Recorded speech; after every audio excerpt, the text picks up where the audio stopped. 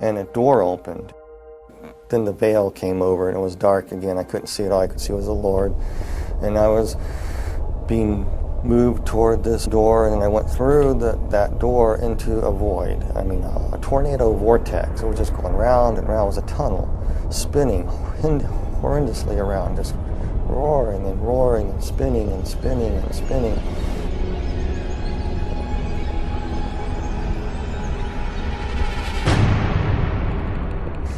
And it smelled horrible. I could hear these screeches and noises and sirens. The most thing I remember the most was slurping noises and screams, and you could feel heat, really hot heat. The next thing you know, I was falling through the sky. It looked like the sky, and I hit the ground. You know, it kind of hurt, and I stood up, and I looked, and I go, where am I?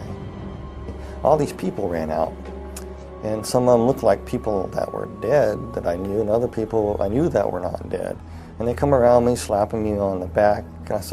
They got there awful quick because the house looked far away, but all of a sudden they were there, slapping me on the back, welcoming me there. But something just wasn't quite right with them because they looked weird.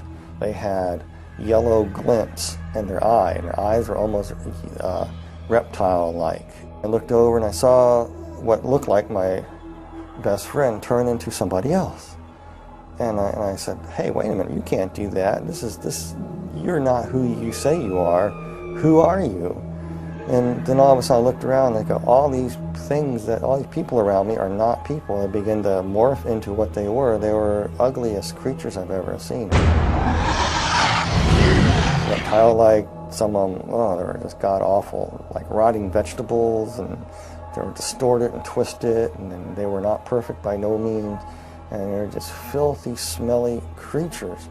And they were just starting to come at me like they're going to shred me to pieces.